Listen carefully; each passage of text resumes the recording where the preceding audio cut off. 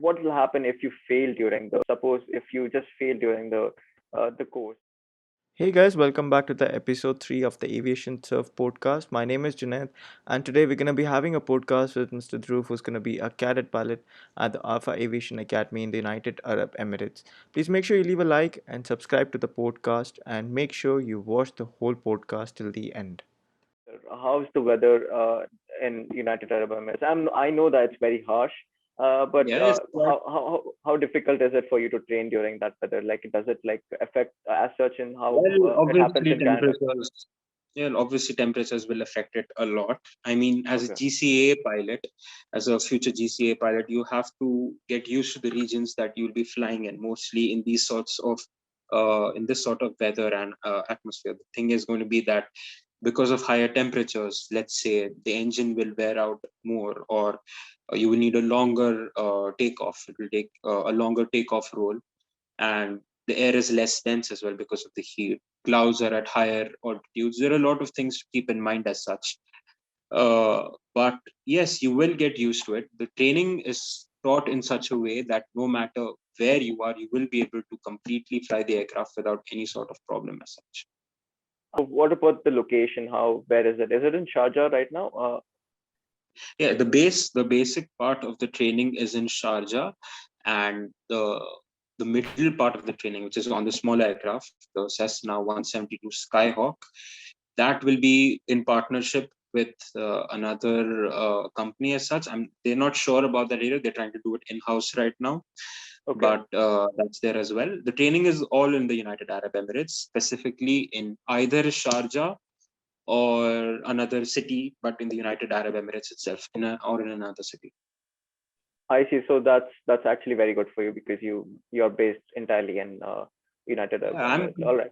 That the advantage for me is that I'm in the United Arab Emirates, and this program, I will not lie, it while it is costly, it is a Okay. very good program. I would recommend it to anyone in the GCAA. Okay. About India, I'm not so sure. What I mean is, like, obviously you can do this program. Is just that you will have to keep in mind. I mean, this is there with any other program as well, about the living Okay. costs and everything. Moving to the United Arab Emirates, so that's there as well. But otherwise, it's a good program, and I would quite recommend it to a lot of people. Okay, so let me just ask you one thing. The type rating, like you had said earlier, does that happen inside the cadet program itself, or do they send you elsewhere for doing that type rating, or do they have the facilities for you to provide that? As of now, since the program hasn't started yet, they have around 4 batches every year. Okay, And from what I know, I think it's in the United Arab Emirates itself right now, but that can change depending on conditions, or there are lots of various things to keep in mind. Because let's say one part of the training, let's say there are a lot of cadets still at that stage, and there's not enough space for new cadets to come in and train on that in that place. So they might send you somewhere else where they have a partnership with, but everything as of now is in-house. So that's it. so what about the earlier cadet pilots? Did they start flying now, the Yeah, a A320, lot of or them. are they just going through?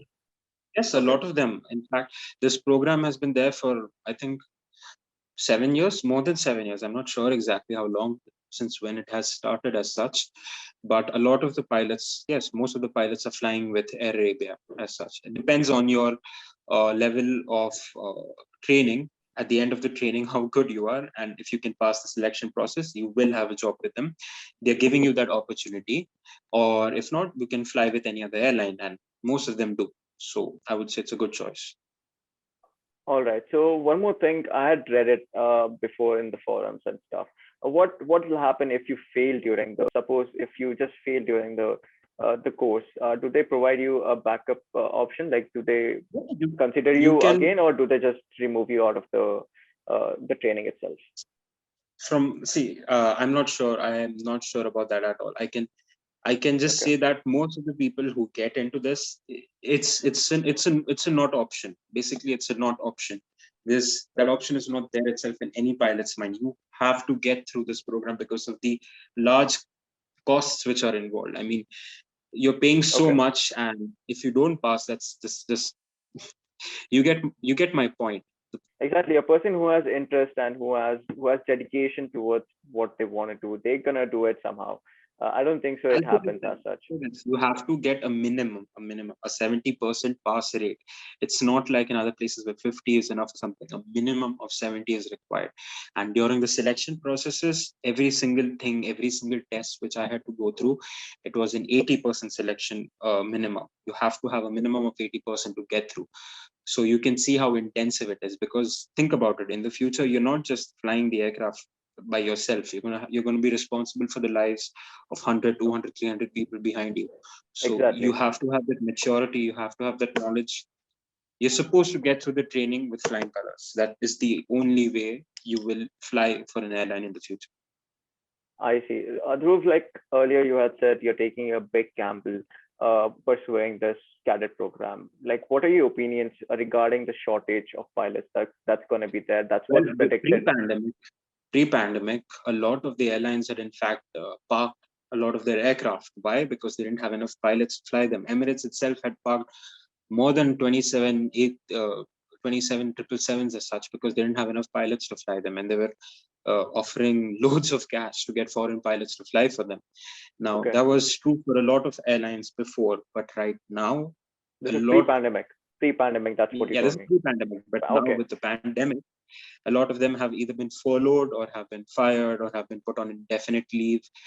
There are a lot of issues as such. Some of them now, the good news is that, for example, Air Arabia, they're bringing back all of the pilots. It was in the news. Anyone who they had asked to go on leave, they're calling all of them back. Most of the airlines around the world are on the track to getting back as such. Even Indigo, they had, I think, 85% of their total flying capacity. That is compared to the pre-pandemic. 85% of their aircraft were flying as compared to the pre-pandemic. So now 25% left, but I'm sure within the next 2 years, everything will be back on track. All right, Dhruv, let me just catch you there. The Air Arabia was they had their own MPL program as well, right? How is it the same program or it's like entirely It different? is the same program. It is the same All program. right, all right, the same Arabian, program. that's the thing. They partnered with the school, just like Indigo has partnered with, let's say, FTA or CAE. These are other Okay, good flying organizations as well, okay, and they were partnered with them. And recently, in fact, Indigo has been partnered with a lot of flying schools, be it okay. Chimes Yeah, Aviation Academy or a lot of them. So most airlines will have a lot of flying schools under them, but as far as I know, Arabia has just this one, Alpha Aviation.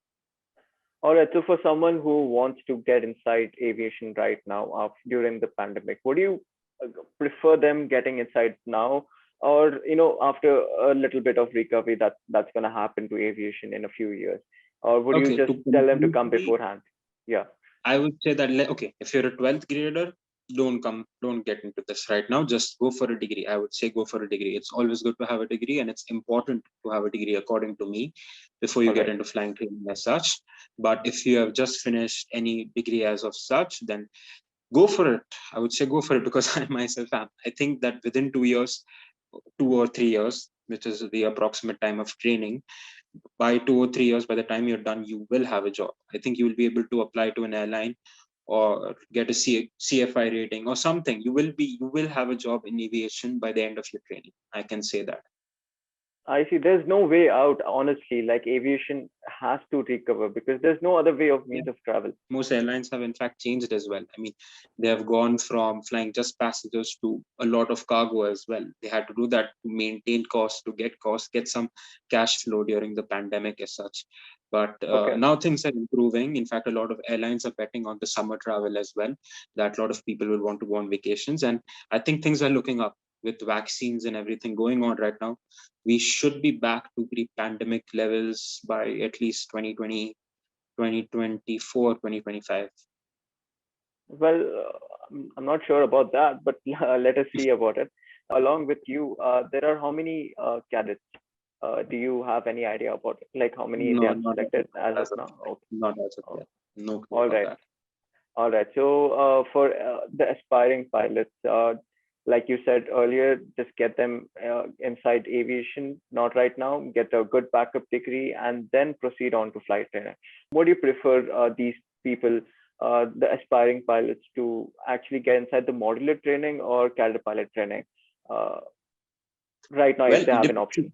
cadet pilot trainings are more costly. I would say depends a lot of. There are a lot of factors when you're selecting your training school, your flight school. There are a lot of different factors. If you can, let's say there's a flying school outside India, which is very good, or a flying school outside the country you're living in. So you have to keep in mind about the varying costs, that how long the program is, the staying costs over there, your food, your living, travel. A lot of different things will be taken into account. That's there. Then also you'll have to see, let's say, that's one important factor. But flying schools as such, integrated or modular or whatever, it's all on you, the way It you depends want to on the move person. ahead. Cadet Okay. programs are good, but they're costlier. If you want to, if like I said, if you have a job or something going on, go for modular. If you are unsure about where you want to work or unsure about your future in that specific country or anywhere else, go for integrated. If you really want to work for this specific airline for now and get into the field as soon as possible, go for MPL. All right. So According to me, these are my let me just personal opinions. all right. So let me just sum it up. The financial aspect of your background, your future background, it all comes down to that. And then I think entirely it is based on your financial aspect of how flexible Yeah, you are, and if your parents are funding you, if you have gotten a loan, that's gonna be there with you. Uh, okay. always All right. depends on the cost.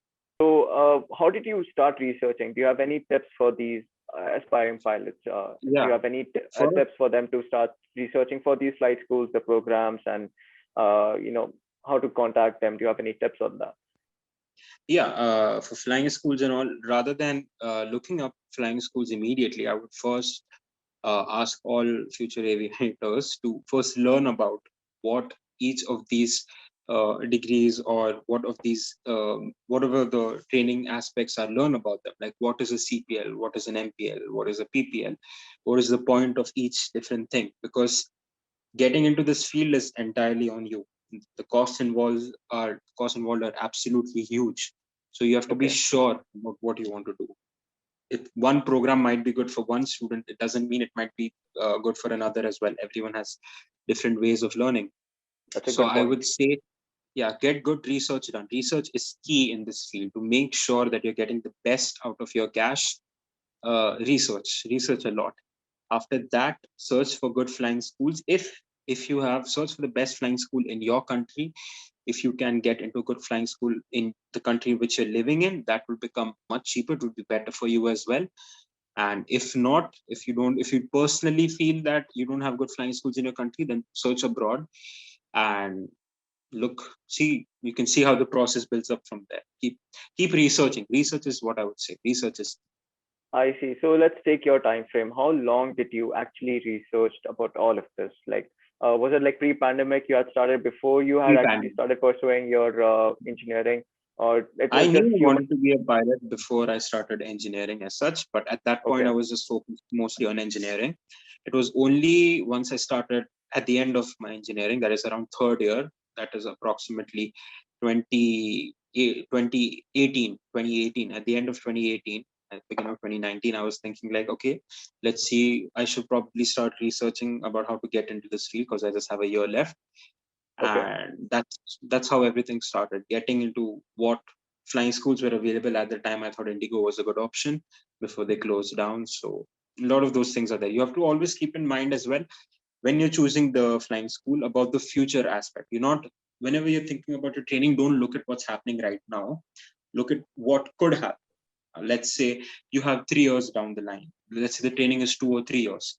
So you have to see, will you be able to manage the finances for 3 years? Will you be able to live in a country for 3 years? Think about the future before you get into. Don't think about what's happening right now. Think about the future. Let's say even if aviation were good right now and you see some stirrings of a problem coming in the future, keep that in mind and then choose your flight school. That's what I would say. Recently, US airlines have actually started hiring, like you had said earlier before, that the recovery is going to happen by 2024. I think it's going to happen way earlier than that. So Depends. See, I hope, I'm yeah. just taking a longer time period as an in case as a option, Okay. because yes, Okay. I believe it will be quite sooner, like around 2023, but at the latest 2024, not later than that. I see. Even Emirates and a lot of Middle Eastern airlines have been Yes, recalling their pilots. Emirates Yeah, have started hiring their pilots back. So things are obviously looking good. And it depends on the world, depends on a lot of different factors, vaccines, how many people are getting vaccinated, how safe it is to travel. I mean, flying is the safest mode of traveling right now, when it comes to making sure that you don't have the disease. But yes, the future job prospects are pretty good. I see. So when you've gotten your selection done by Alpha Aviation, what were the experience you had, the feeling you had of when you had Let gotten selected? It was an absolute relief. I was excited. Okay. I was overwhelmed because I have been waiting for this for so long. Because there were lots of ups and downs while getting selected. Not Okay. specifically with Alpha. Is what I meant is the entire process from starting out in third year, seeing like the costs involved. That was a massive drawback. Like, okay, I have to somehow gather all of the finances to pay for this program. Convince your parents that you have to pay for this program, because I doubt anyone has that kind of cash lying around. Then that's I think there. that's Then the one of other the process, I think that's one of the that's biggest the most aspect. Yeah, the biggest aspect is to biggest get your downfall. financial. Biggest Yeah, downfall of getting into education is the cost involved. But I see. somehow I was able to convince my parents and get into it. And then the whole process, I was kind of disappointed when Indigo decided to shut down their program. Well, not shut down, put on hold as of yet, because Okay. I had studied hard. Was applying through the process and everything. I had gotten midway, and then out of nowhere they were like, sorry, we're not taking any more cadets right now, so just chill out now. So it was pretty horrible. But because I You, was focused towards getting into this flight school, into this program, and then after all of that, they were like, I'm sorry, just move on to a different program. So that's what I did. Don't give up. Let's just say that. Don't give up. You have to go through this process. You have to go through the grind like every person out there. Getting into aviation is not easy at all. It is going to take a lot of money, a lot of time, but at the end of it, it's going to be all worth it. I see. Like you said, you're not supposed to give up in aviation. What was the mindset an aspiring pilot has to get inside aviation for? The mindset which a person has to bring along with him for him to actually start training.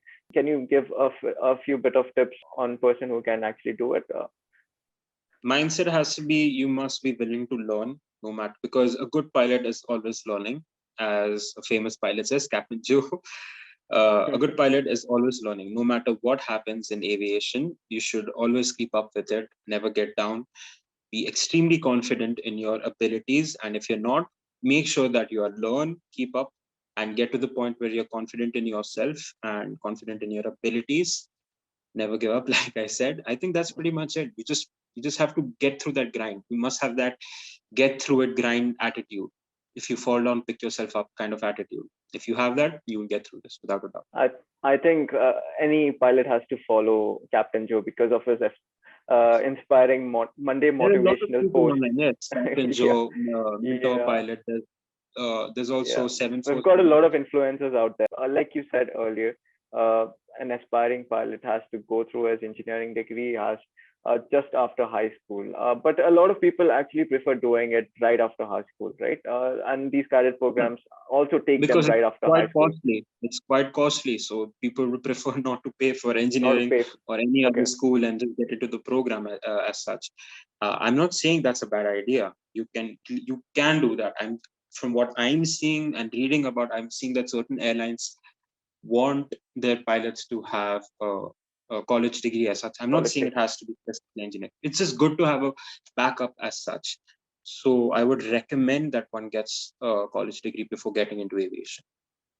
I see. Dhruv, thank you for coming for the podcast and telling a lot of tips and the score structure for the MPL program at Alpha Aviation. Thank you so much for coming, and it's been a pleasure Thank talking you to for you. having me. It's been a pleasure talking to you. And if you have the viewers out there, if you have any kind of questions, you can actually Yes. ask Mr. Dhruv. I'll be putting his Instagram profile right down below, the links Yeah. and If you want, I also have a blog in which I update. I just have put one post right now, but most of the selection process, the way I got over here, is detailed on that blog as well. So you can put that. All right. as well. So I'll be putting down the blog link as well.